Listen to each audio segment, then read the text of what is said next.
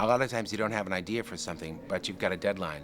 And that fear is a great thing to work on you, on me specifically. I mean, I'm driven by it. Will I fail? Will I get it together in time? It's a great motivator to do some of your best work.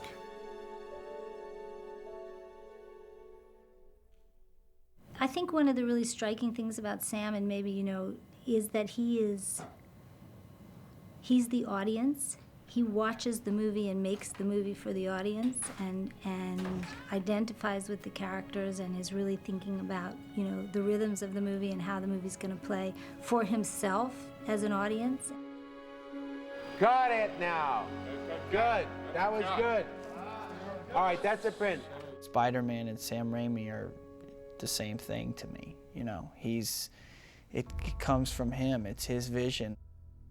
Kids come to this picture, and Spider-Man is their hero. And I'm not talking about because of the first movie. I just mean anyone you put in a superhero outfit and you play the heroic horns on the soundtrack, they are going to look up to as the hero. You just get that unearned. It's not fair, but it really is true. So you have an obligation to bring your character to the level that's worth their admiration. You get it without having paid for it. So the job of making the movie in some way is paying for it. Sam, I need you to take a look at this and put your masterful eye to the choice of locations that we have. All right, so let's take a look. Let's take a look with the audience. Let them help make Spider-Man.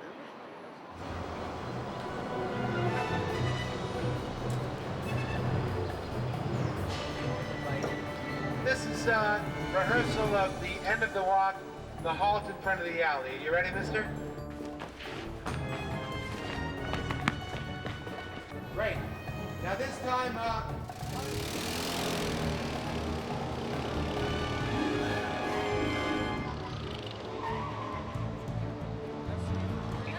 ready, and action.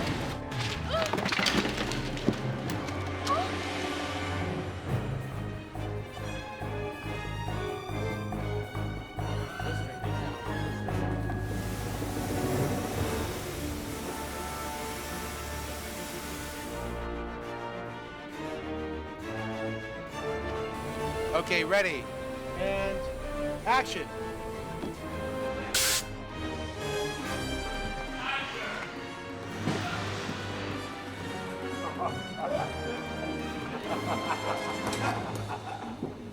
And now for the main event.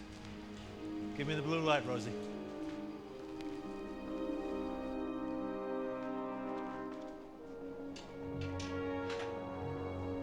It's a very different, very unique way of filming. It's not like anything most of us get to do, really. You know, it's much more to do with the technology. So you can't fight that. You can't sort of start. You can't stand in the middle of all this technology and say, I'm a bit worried about, why am I here? You can't really, I mean, you got to be serious about it, but you can't. You have to balance the elements of the job. It's a very particular way of working, and it's a very interesting. I find it, absolutely fascinating. 3, 2, 1, strike! Oh, that was bitchin'. Let's do another one, just because you can. On a roll. Let's go. As the director of a picture, the crew is expecting you to know what you're doing and trusting in you to know what you're doing, to lead them. Everyone is really doing the work. It's just that the finished product is more in the director's hands than the other artistic contributors. And there are so many artistic contributors, from the actors, to the grips, to the electricians, to the makeup departments, to the hair departments, to the wardrobe, everybody. So the fact that the movie did well made me feel great in the sense that I thought that all the people that worked on the picture for so long and hard must have thought that I had led them well, because the movie turned out okay. I think that crew was the hardest working crew I've ever seen. And it was because Sam treated them well and treated them with respect, and I think they would have walked across hot coals for him had he requested it. We were scouting, prepping, producing, and shooting all at the same time. The word balance is probably not the way to describe this process. We were on a timetable, Actually, the movie was supposed to be out in May. I think the sense of community and one vision obviously has to come from the director. It really comes from Sam, who has a very clear vision and is a very good communicator of that vision. He is willing them to life, concentrating, and now this one trembles and the other, and they start to rise up, up, up to the top.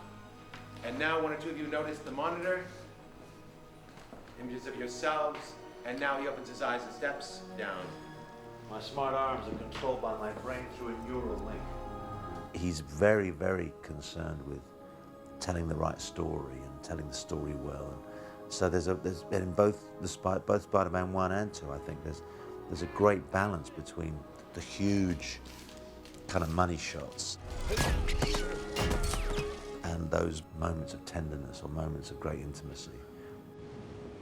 Do you love me or not? He's not going for a conventional, love story. Or you have to have those moments that everybody clings on to, but then he'll completely take you off guard in the next moment.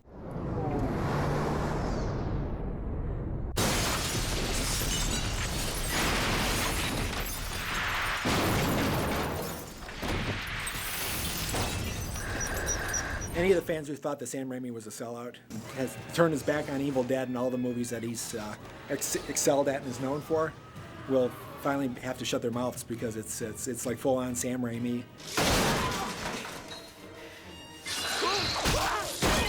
He's a very well-rounded director. He delivers very exciting visual images, but he cares a lot about the actors, and I've had a blast with him.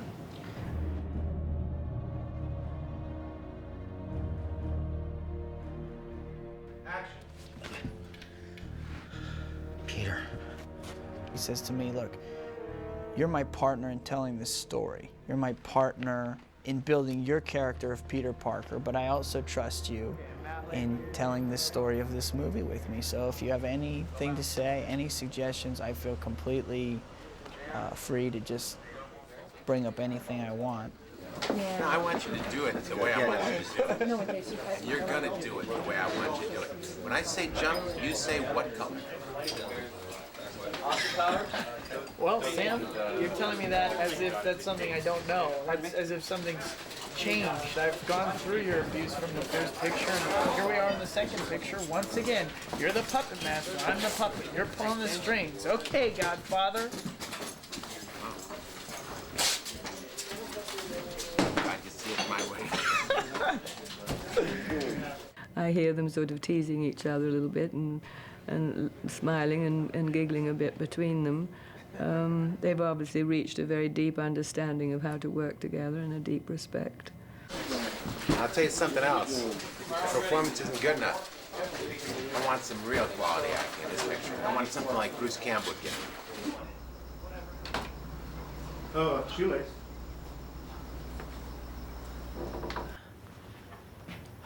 You might want to...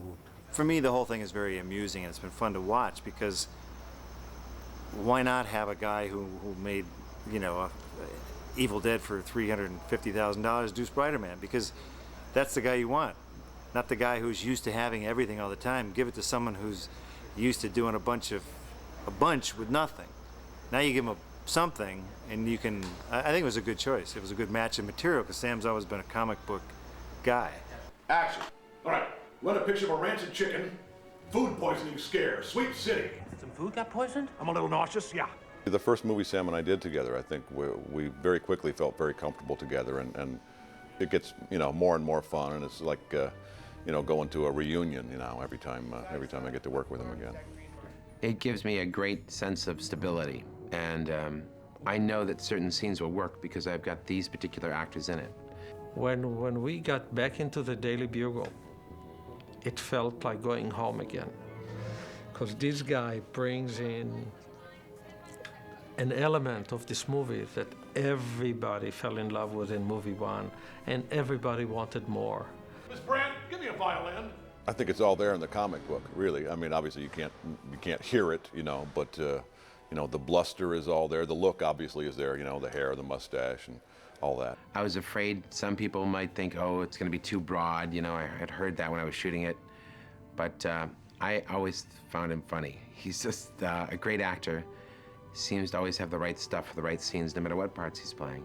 He means a lot to me because I always wanted to play J. Jonah Jameson. I wish they had made the movie 30 years ago so I could have. But I always felt I knew, I mean, he's my favorite character. I love J. Jonah Jameson. And I gotta tell you that he plays the role, I hate to say it, better than I could have done it. I mean, he is wonderful. He has captured Jameson perfectly. It was a throwback almost to those, the 40s, the 50s, that kind of, you know, fast-talking newsroom, you know, chatter. And I spent a couple days at the New York Post and you know, obviously a much more contemporary setting, you know. But that vibe of that sort of, you know, hectic, especially as the deadline nears, you know, as you get later in the day, the activity level gets really amped up, you know, and that style just sort of seemed to lend itself. We got 6 minutes to deadline, Jonah. We need page 1. The dean of the university's furious. Why? Your article said that he wasn't even fit to teach kindergarten. Sam is, to a large degree, an actor himself, though he doesn't really act, but he acts in his mind. In other words, he sees, I think he sees the characters that way, it seems to me. So then when he gets to set, he's got an idea of the rhythm and the pace, and he just plugs the actors in who can do that for him. So when he arrives on set, we just get sort of plugged in, and it works quite nicely. The advantage of working with people that you know is that you know what their abilities or disabilities are, and you know how to work with them. The bad news is that, you know, now that Sam's got the guys sometimes that he wants, he can bring them in. He also feels that he can browbeat them now too. Bruce said, you know, Sam's great, except he's got this strange thing for verbal and physical abuse, and he beat Bruce with a stick. No, Bill Me. Sam doesn't hit me or verbally abuse me quite as much as he did before, because there's too many people standing around now. If your crew is only 6 people, you can do whatever you want to the lead actor. No one's going to tell. Anytime that Sam can throw something at me, he will.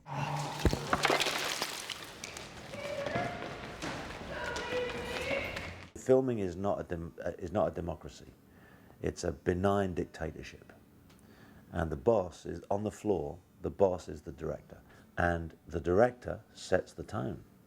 And you're going to do it like I tell you to do it, or you get off the set. Also, you mess this up again and you're off the set. That is the weirdest slice removal I've ever seen. I know, it's weird. Now, what on earth are you doing up there? Okay, so, Sam, I won't be spoken to in that manner. You talking back to me? If I hear the word sorry again, you will learn the meaning of the word sorry. Look down, readjust the pizza for eating, raise it. That's it. All right, and no mugging. Gotcha. All right, here we go.